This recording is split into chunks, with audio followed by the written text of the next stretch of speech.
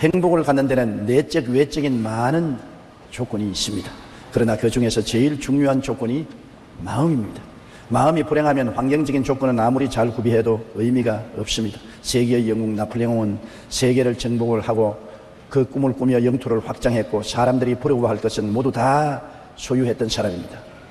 지배와 소유의 정상에서 인생의 성취감도 누렸습니다. 그러나 죽을 때 그가 남긴 말은 내가 진정 행복했던 때는 단 6일밖에 없었다, 그렇게 말했습니다. 온 유럽을 석권하고 프랑스의 왕자를 점령하고 부귀와 영화를 한 몸에 누렸던 나폴레옹도 일평생에 행복한 날은 6회밖에 없었다고 했습니다. 그러나 헬렌 켈러는 듣지도 못하고 말하지도 못하고 보지도 못하지만 말년의 과거를 회상하면서 내 인생은 기쁘고 행복한 나날이었다고 말하는 것입니다. 왜 그렇습니까? 인생의 행복은 소유와 지배가 아닌 마음에 있기 때문에 그런 것입니다. 헬렌 켈러는 마음의 행복을 찾았고 나폴레옹은 환경에서 행복을 찾았기 때문에 나폴레옹은 행복을 찾지 못하고 헬렌 켈러는 행복을 찾아 누릴 수가 있었던 것입니다. 첫째로 마음의 행복의 첫째 조건은 마음의 평안인 것입니다. 마음의 평안을 깨뜨리는 요소들이 이 세상에 많아요. 우리가 마음의 죄책으로 인한 양심의 고통을 가지고 있으면 평화가 없습니다. 저는 이런 자매님과 신앙 상담을 한 적이 있습니다. 어머님이 청춘 과부가 되어서 딸 하나를 의지하고 열심으로 일해서 교육을 시켜 대학까지 졸업 마쳤습니다. 그리고 좋은 사위감을 만나서 행복한 가정을 이루어 주었습니다. 이제 어머니가 사위와 딸하고 함께 사는데 늘 딸이 어머니가 몸이 약하기 때문에 바깥에 출입을 못하고 어머니 곁에 있었습니다. 그런데 한 번은 사위가 해외 출장을 가게 되는데 자기 부인 보고 동행을 하자고 그러는데 그 부인은 어머니 걱정 때문에 동행을 하겠다고 썩 나서지 못했습니다. 그런데 어머니가 야 걱정하지 마라. 나는 아직까지요 건강이 있으니까 내 끓여 먹고 집 잘 볼 테니까 넌 남편 따라 출장 갔다 오느라고 혼면을 찾고 있습니다. 못 내게 하는 그 딸을 강압적으로 출장을 따라가라고 했는데 남편과 부인이 출장을 갔다가 돌아오니까 집이 딱 잠겨 있어요. 아무리 두들겨도 대답이 없기에 열쇠공을 불러서 문을 따고 들어가니까 어머니가 세상을 떴습니다. 아무도 없는 집에 혼자서 세상을 떴습니다. 굉장히 충격을 받은 그 딸은 자기 때문에 어머니가 죽었으니 자기가 어머니를 죽였다는 것입니다. 자기가 남편 따라 해외 출장만 안 갔더라면 어머니를 돌보아서 살았을 것인데 자기가 집을 비워놓았기 때문에 어머니가 세상을 떠셨다. 그러므로 내가 어머니를 죽였다. 그 양심의 고통으로 견딜 수가 없어서 몇 번 자살을 시도했습니다. 고통스러워 견딜 수 없으니까 저에게 신앙 상담을 왔는데 제가 그 자매에게 한 말이 있습니다. 자매님, 지금 어머님이 살아났다 하더라도 자매님이 한 일을 보고 좋아할 것입니다. 어머님은 기뻐하시고 잘 갔다 왔다, 잘 갔다 왔다. 나는 기왕 나이가 들어서 죽을 때 죽었으니 그뿐이고 나는 너가 행복하게 남편하고 출장 갔다 온 거 잘했다고 칭찬할 것입니다. 어머니는 절대로 당신을 정죄하지 않을 것입니다. 하나님도 당신의 모든 죄를 예수 그리스도를 통해서 다 청산했습니다. 당신이 인생에 실수했다고 할지라도 예수님이 십자가에 몸짓고 피 흘려 그 죄를 다 청산했기 때문에 예수 그리스도 안에서 당신을 용서해 주었습니다. 하나님도 용서하고 어머님도 용서한 죄를 왜 당신이 용서하지 못합니까? 그것은 교만입니다. 하나님 앞에서 어머님 앞에서 용서를 받은 죄를 스스로 용서해 주고 당신을 용납하십시오. 그리고 기도하고 격려를 해 주었는데 그 양심의 고통에서 해방되고 나중에는 행복하고 기쁜 생활을 하게 된 것입니다. 마음의 평화가 깨어지면 불행하기 짝이 없습니다. 남편의 사랑을 받고 행복한 가정생활을 하면서도 양심의 극렬한 고통을 받으니까 그는 자살하려고 하는 것입니다. 행복의 가장 근원이 마음의 평화인 것입니다. 평안이 없으면 부귀 영화 공명이 무슨 소용이 있겠습니까? 이런 것이 행복을 갖다 주지 못하는 것입니다. 에레미야 애가 3장 39절에 살아있는 사람은 자기 죄들 때문에 벌을 받나니 어찌 원망하려고 말한 것입니다. 마음의 고통은 하나님 아버지의 사랑과 예수 그리스도의 보혈을 통하지 않고는 평안을 얻을 수가 없는 것입니다. 세상 법을 어기고 법적 조치를 당할 때도 굉장히 불행해합니다. 많은 신앙 상담을 오는 사람들이 고소를 당하거나 법정에 불려가거나 검찰의 조사를 받고 많은 고통을 가지고 제게 신앙 상담을 옵니다. 그들의 삶은 지옥 그 자체인 것입니다. 어떠한 것도 그들을 위로해 줄 수 없는 마음의 고통, 괴로움 속에 있는 것입니다. 이러한 사람이 세상의 부귀영화 공명을 가지고 행복할 수 있습니까? 오직 위로받을 수 있는 것은 하나님밖에 없습니다. 제가 늘 말하는 것은 하나님께 일을 맡기십시오. 잘했든 못했든 하나님이 자비와 긍휼을 구하고 하나님께 일을 맡겨야 되는 것입니다.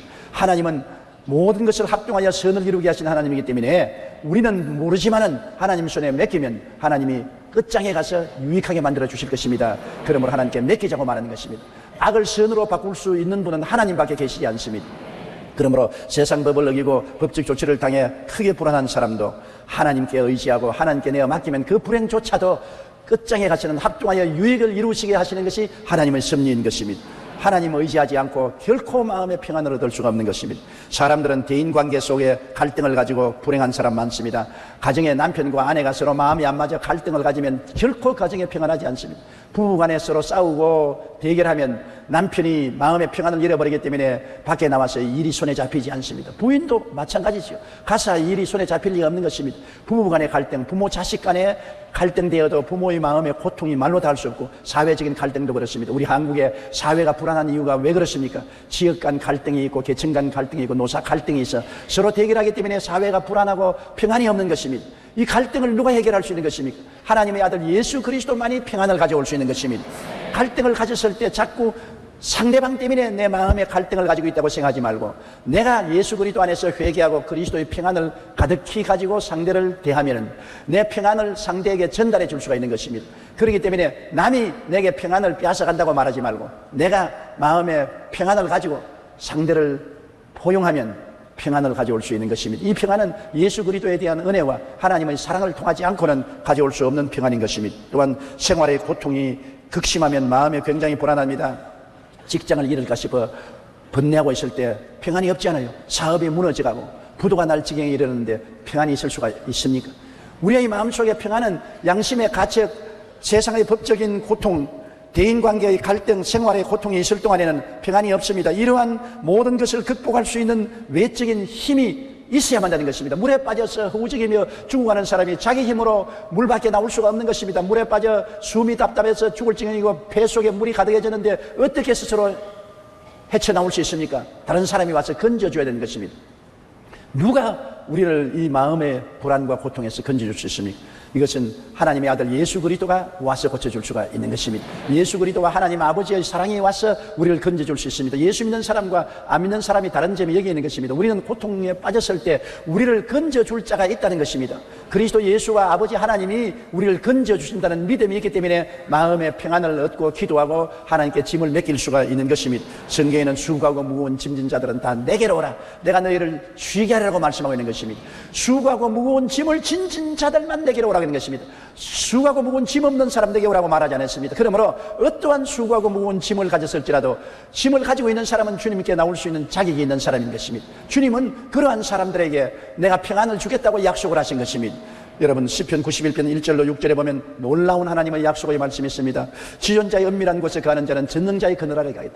지존자의 은밀한 곳이 뭡니까? 하나님의 은밀한 곳은 예수 그리스도인 것입니다. 하나님의 은밀한 곳 예수 그리스도 안에 있는 사람은 전능자의 그늘 아래에 있겠다고 말한 것입니다. 지존자의 은밀한 곳에 거하는 자는 전능자의 그늘 아래에 거하리로다. 내가 야훼를 가리켜 말하기를 저는 나의 피난처요 나의 요새요 나의 의뢰하는 하나님이라니 이는 제가 너를 새 사냥꾼의 올무에서 그 큰 연병에서 건지실 것입니다. 제가 그 기수로 너를 덮으시리니 네가 그 날개 아래 거하리로다. 그의 진실함은 방패와 손방패가 되나니 너는 밤의 놀램과 낮에 흐르는 살과 흑암 중에 행하는 연병과 백주에 황폐케 하는 파멸을 두려워하지 아니하리로다. 천일이 내 곁에서 만일이 내 우편에서 엎드려지나니 재앙이 내게 가까이 오지 못하리로다. 얼마나 놀랍습니까? 여러분이 하나님을 여러분의 피난처라 하고 지존자로 거처를 삼으면 하나님께서 천사를 보내어서 여러분을 지켜 모든 길에 보호를 해 주시겠다고 약속하신 것입니다. 이러므로 하나님의 아들 예수 그리스도를 통해서 아버지의 품에 안기면 우리가 마음속에 평안을 누릴 수가 있는 것입니다. 의뢰할 때가 있기 때문에 우리의 짐을 맡길 때가 있기 때문에 우리가 평안을 얻을 수가 있는 것입니다. 아무도 나를 도와줄 수 없고 아무도 내 손 붙잡아 이끌어줄 자가 없을 때 우리는 절망하는 것입니다. 더구나 시편 23편 4절에 보면 내가 사망의 엄침한 골짜기로 다닐지라도 해를 두려워하지 아니할 것은 주께서 나와 함께 계심이라 주의 지팡이와 막대기가 나를 아니하시나이다. 너무나 놀라운 말씀인 것입니다. 우리가 이 세상에 살면서 크고 적은 사망의 골짜기를 안 지날 수가 없어요. 인생 사는 자체가 고난이니까. 크고 작은 사망의 골짜기를 지나고 부모 형제 날 떠나고 아무도 나를 도와줄 자 없을지라도 성경에는 주께서 나와 같이 계신다고 말한 것입니다. 주님은 우리와 언약을 맺었습니다. 십자가의 보배로운 피로 언약을 맺었습니다. 예수 그리스도를 구주로 모시고 피를 의지하는 자는 결단코 떠나지 아니하고 버리지 않겠다는 언약을 주신 것입니다. 내가 사망의 엄침한 골짜기에 다닐지라도 주님이 함께 계신데 주님은 목자로서 지팡이와 막대기를 가지고 오십니다. 지팡이는 길을 열어주시고 막대기는 보호해 주시는 것입니다. 어떻게 길 잃어버린 처지에 있을지라도 주님은 길을 열어주시고 어떻게 큰 원수가 와도 막대기로 막아주시는 주님이 계시기 때문에 마음의 평안을 누릴 수가 있는 것입니다. 우리가 마음의 평안이 있어야 행복의 기초가 될 뿐이에요. 평안이 있어야 문제 해결도 되는 것입니다.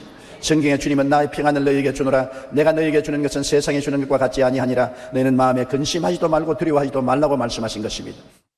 영국의 식민 정치가였던 세실 존 로즈는 건강관계로 남아프리카로 이주해 갔다가 그곳에서 다이아몬드 광산을 발견하고 큰 부자가 되었습니다. 그는 600만 파운드의 다이아몬드를 옥스포드 대학의 장학기금으로 기증할 정도로 부자였습니다. 한 번은 그가 잠시 영국에 귀환했다가 구세군의 2대 장군이었던 브람웰 부스 장군을 만나게 되었습니다.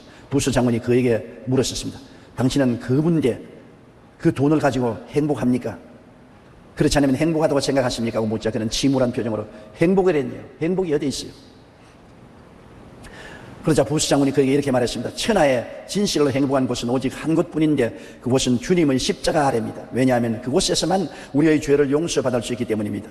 맞습니다. 예수 안에 들어와야 죄도 용서를 받고 하나님 아버지의 날개 아래 들어갈 수 있게 되고 하나님의 보호와 은혜를 받을 수 있기 때문에 평안한 것입니다. 그 속에 들어오면 죄책도 다 사함을 받고 세상의 법적인 고통을 당해도 합동하여 유익을 이루고 악을 선으로 바꾸는 하나님의 역사를 기대하고 믿고 의지할 수가 있는 것입니다.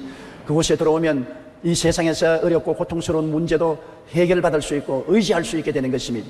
우리 하나님 날개 아래 거하면 우리의 마음속에 참 평안을 얻고 평안이 있는 곳에 행복을 누릴 수가 있게 되는 것입니다.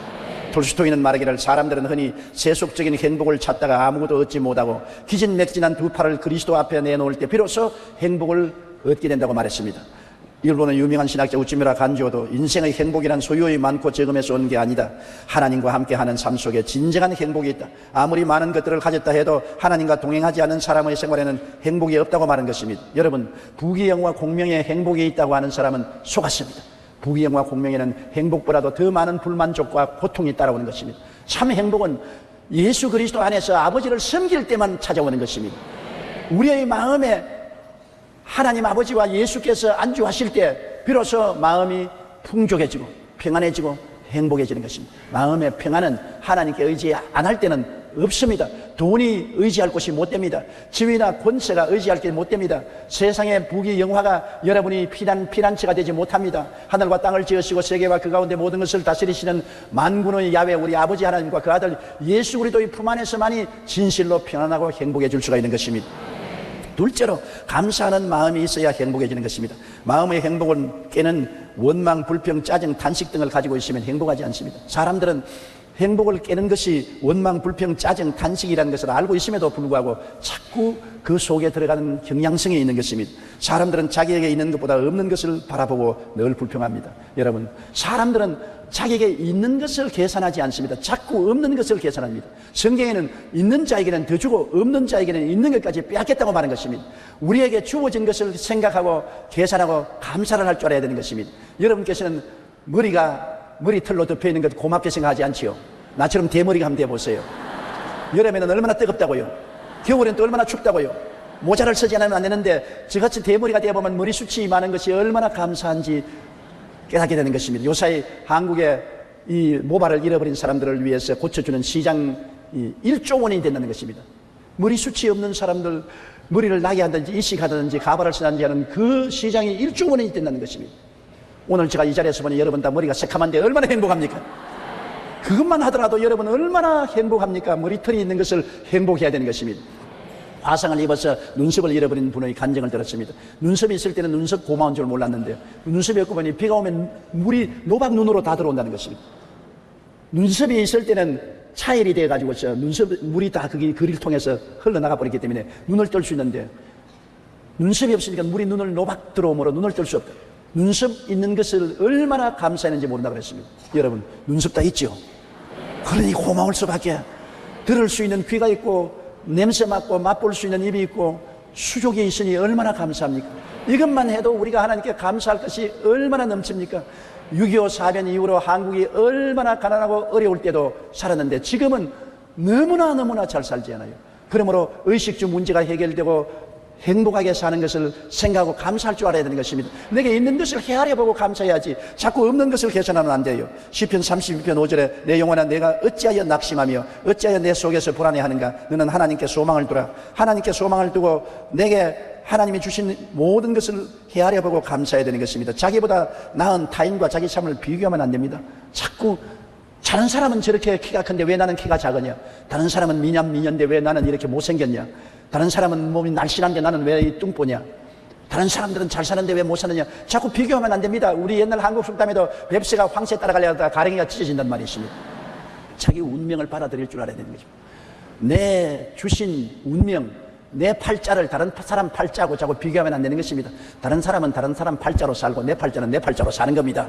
내 운명을 받아들이고 그 운명에 내가 충실할 때 행복을 가져오는 것입니다. 내 주어진 삶을 받아들이고 감사하고 거기에 충실할 때 행복을 가져올 수 있는 것입니다. 시편 37편 8절에 분을 거치고 노를 버리며 불평하지 말라 오히려 악을 만들 뿐이라고 말했습니다. 디모데전서 6장 7절로 8절에 우리가 세상에 아무것도 가지고 온 것이 없음에 또한 아무것도 가지고 가지 못하리니 우리가 먹을 것과 입을 것이 있은즉 조간줄로 알라고 말씀하고 있는 것입니다. 미국의 유명한 상담가 에비 박사에게 15살 나는 소녀가 편지를 썼습니다. 나는 불행합니다.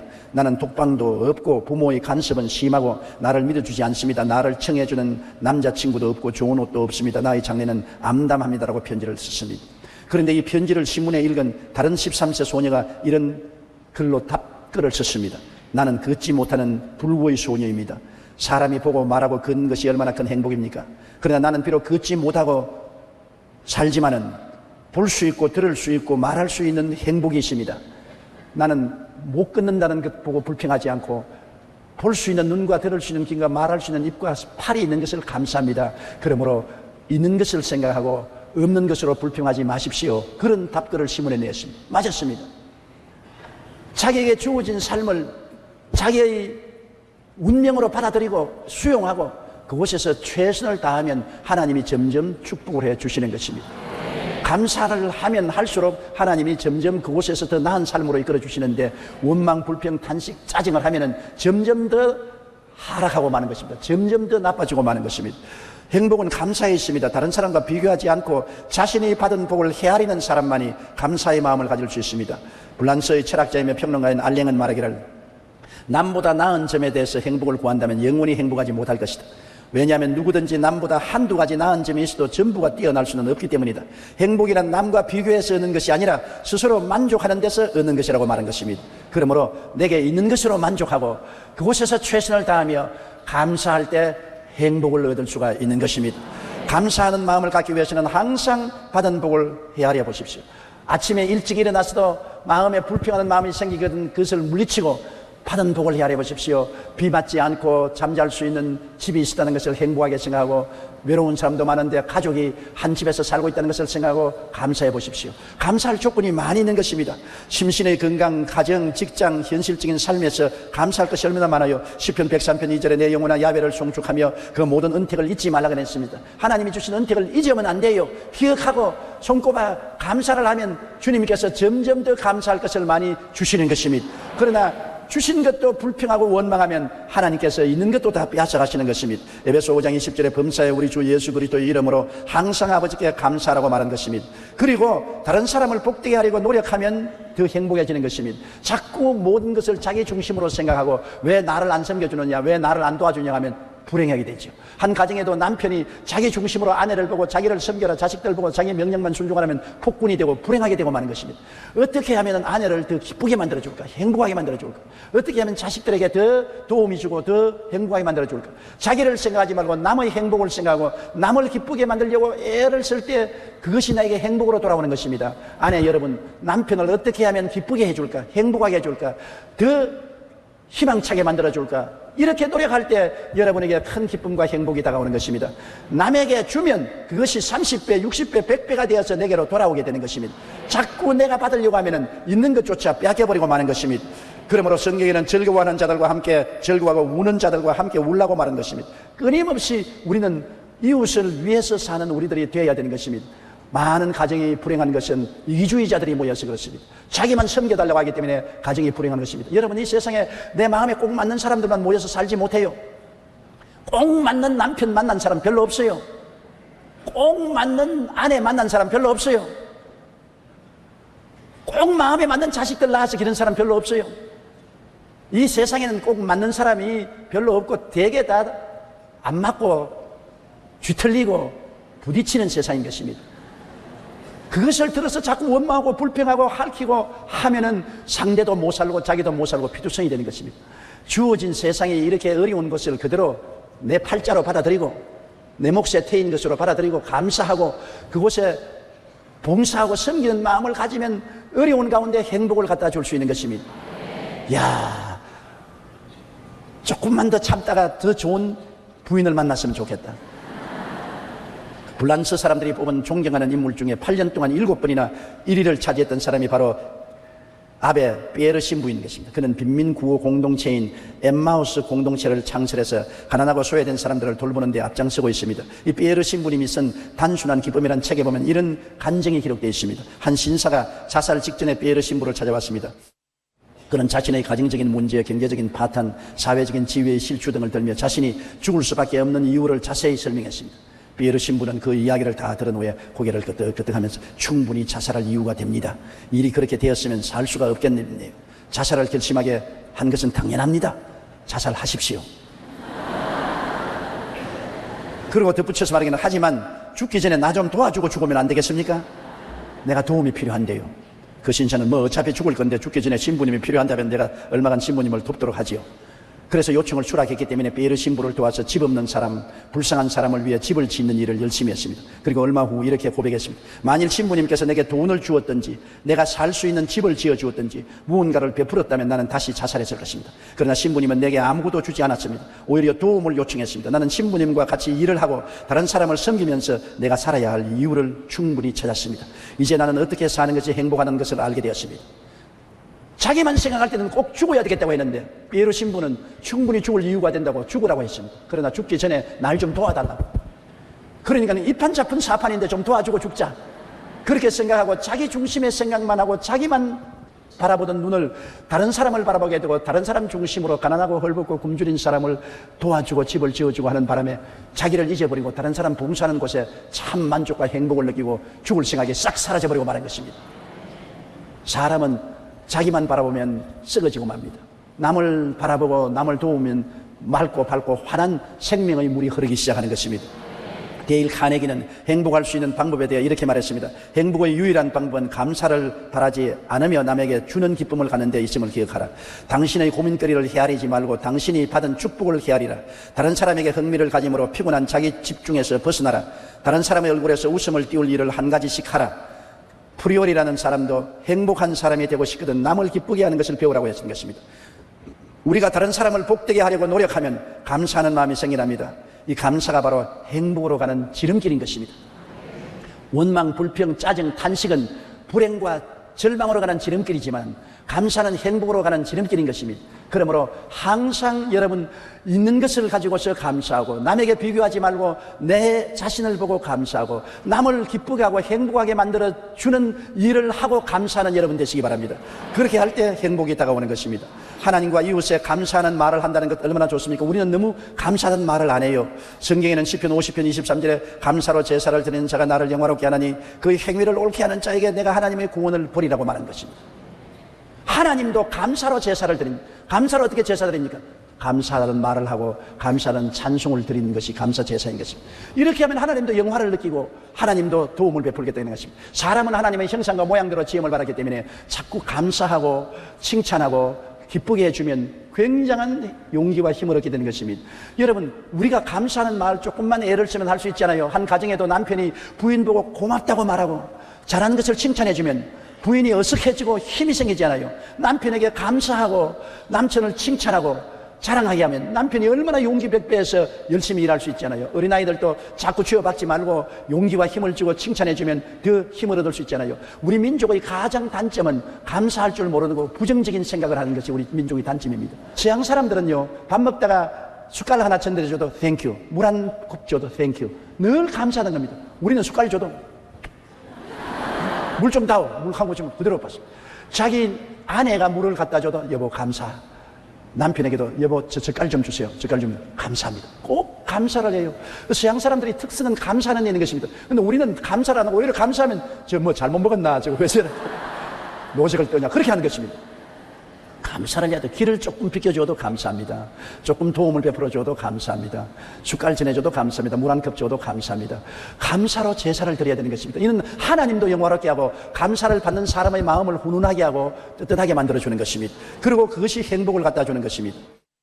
셋째로 우리가 행복하기 위해서는 관용하는 마음을 가져야 되는 것입니다. 용서하는 마음을 갖지 못하면 결코 행복하지 않습니다. 이 세상에 사는 사람이 다 완전한 사람이면 모르겠으면 모두 다 죄인들입니다. 모두 다 결점이 많고 허물이 많은 사람인 것입니다. 그렇기 때문에 용서해 주지 않고 그대로 자꾸 비난하고 공격하면 살아나갈 사람이 아무도 없습니다. 다른 사람을 벗기고 핥히고 흑칠하고 짓밟으면 살아나갈 사람 누가 있어요? 용서해 줘야죠. 부모가 자식을 키울 때 똥을 몇 섬을, 오줌을 몇 마를 발아냅니다. 똥 싸고 오줌 싸고 못되게 구는 것 부모가 자식을 오래 참고 용서하고 또 용서하고 돌보아 주어서 성인이 되지 않습니까? 우리가 성인이 되어 살아도 우리가 얼마나 실수를 많이 하는 것입니까? 서로 용서해주고 용서받아야 살게끔 되어 있는 것입니다. 주님께서는 마태복음 18장 28절로 35절에 이런 말을 했었습니다. 한 사람이 10,000달란트 빚을 졌습니다. 임금이 그를 불러와서 10,000달란트를 못 갚으니까 처자를 다 팔아서 10,000달란트를 갚게 하겠다고 하니까 이 사람이 통곡하고 울며 용서해달라고 사정을 하고 말미를 달라고 하며 임금이 불쌍히 능해서 탕감해 줬습니다. 얼씨나 좋다고 춤추고 나오다가 밖에 나오니까 자기 친구 한 사람이 얼마 돈 안 되는 100데나리온 빚진 친구를 만나서 야, 빚 갚아라. 나 지금 돈이 없으니 말미를 좀 가겠다. 멱살을 잡고 당장 감옥에 갇혀버렸습니다. 그거를 본 다른 사람이 너무나 원통해서 왕에게 고발을 했습니다. 왕이 10,000달란트 용서해준 그 사람이 불과 100데나리 빚진 친구를 돈 안 갚는다고 감옥에 쳐넣었습니다. 임금이 화를 내서 그놈 불러오너라. 내가 너가 10,000달란트를 갚으라고 할 때 못 갚겠다고 통곡을 하고 울고 비르게 용서해 줬는데 너도 너희 친구를 100데나리온 빚진 친구를 용서해 줘야 될 것이 아니냐. 이놈을 당장 감옥에 갇히어서 10,000달란트를 갚을 때까지 고생시켜라. 그리고 주님 하신 말씀은 너희가 이웃을 용서하지 않으면 하나님께서 너희도 이렇게 만들리라. 우리 마음이 감옥에 갇힌 사람 많습니다. 불행과 고통과 좌절과 절망과 슬픔의 감옥에 갇히는 사람 많습니다. 왜? 남을 용서해 주지 않기 때문에. 남편을, 아내를, 자식을, 부모를, 이웃을 용서 안 해주면 스스로 마음속에 감옥에 갇힙니다. 왜? 우리는 스스로는 하나님 앞에 얼마나 용서를 받았습니까?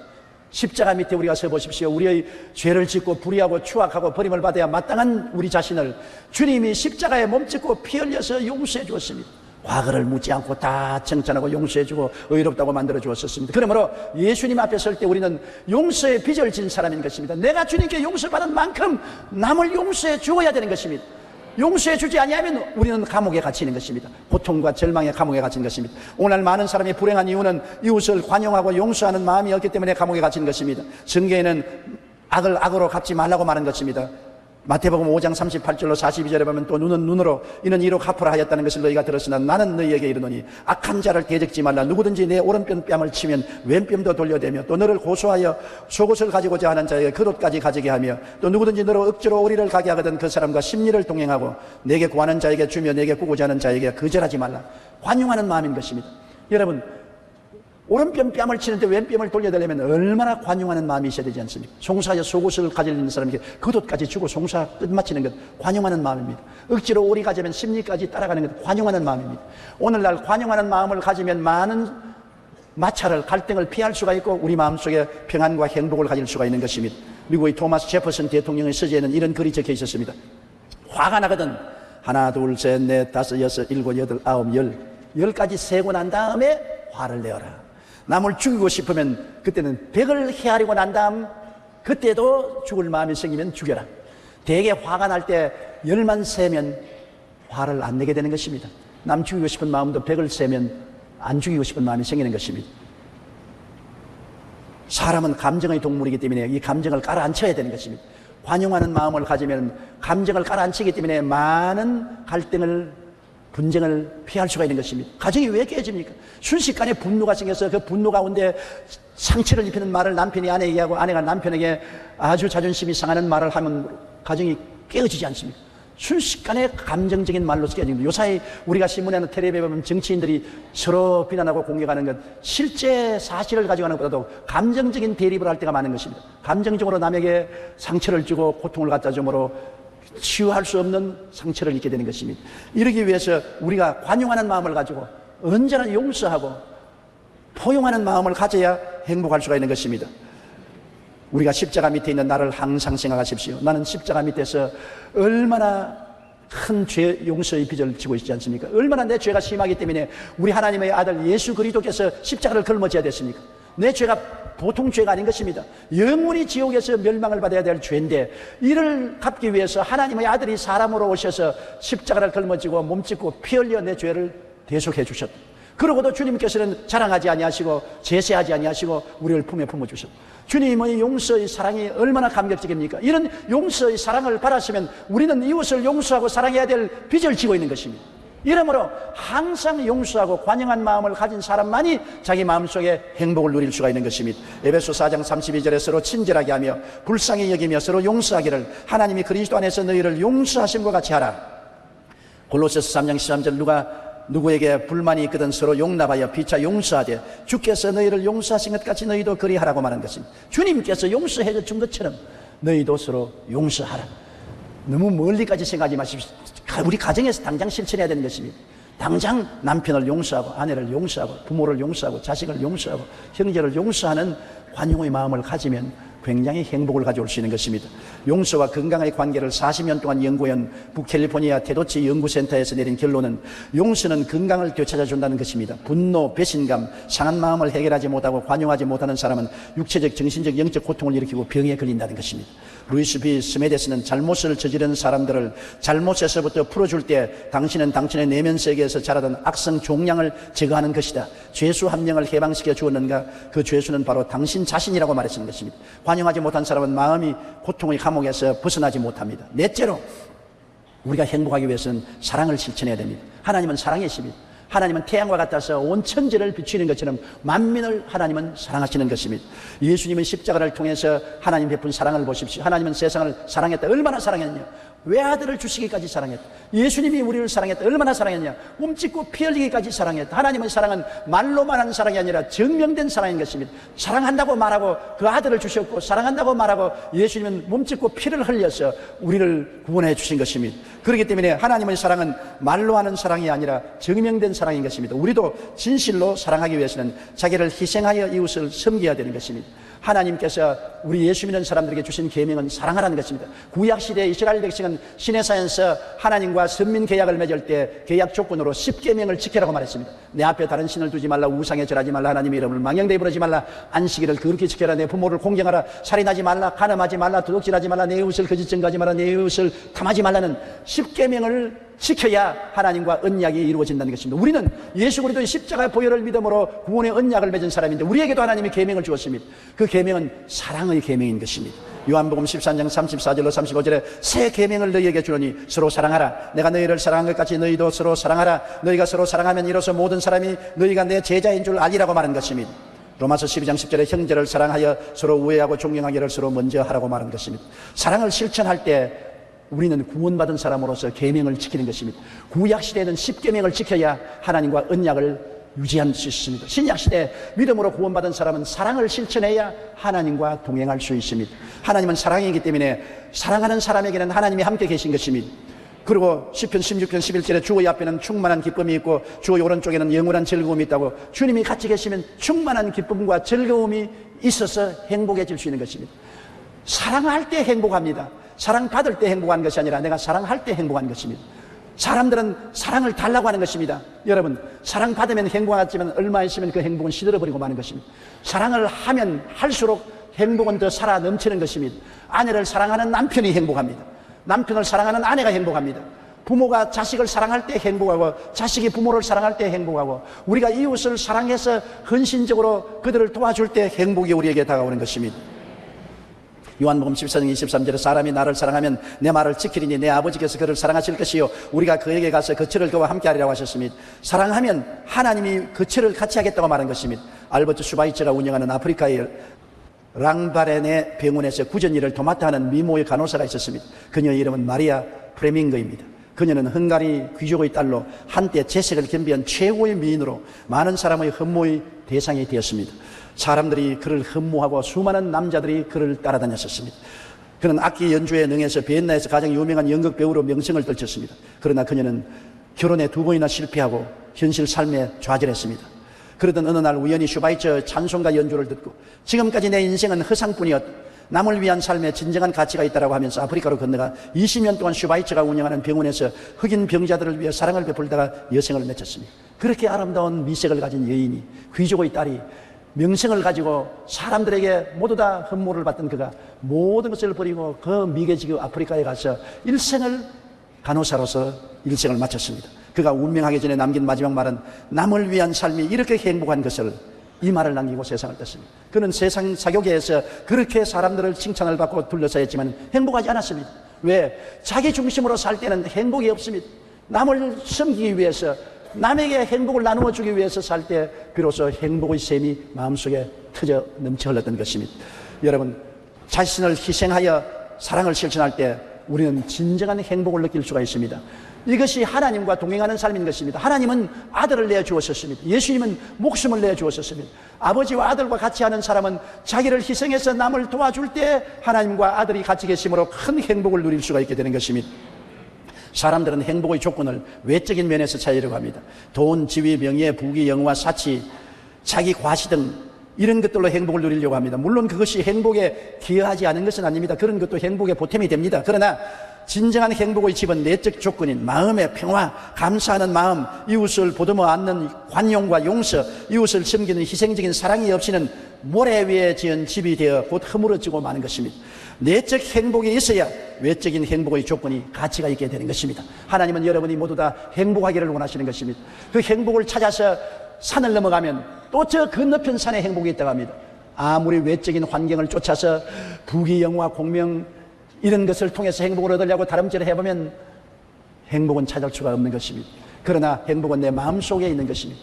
예수 그리스도를 믿고 하나님을 섬기면서 마음의 평안을 가지고 내 주어진 삶을 감사하게 받아들이고 감사 끝을 찾고 감사와 찬양을 드리며 내 이웃을 진실로 관용하고 용서해 주며 남을 위해서 희생 봉사하는 사랑을 실천하면 행복이 마음속에 찾아오게 되는 것입니다. 이러한 사람은 초가상칸에 나물을 먹고 살아도 행복해질 수 있는 것입니다. 우리는 행복을 멀리서 찾지 마십시다. 행복은 여러분 마음속에 있는 것입니다. 내 마음을 다스리면 행복을 가질 수가 있는 것입니다. 내 마음을 다스리지 않고 바깥의 행복을 찾는 사람은 영원히 행복을 놓쳐버리고 말 것입니다. 우리 다 같이 고개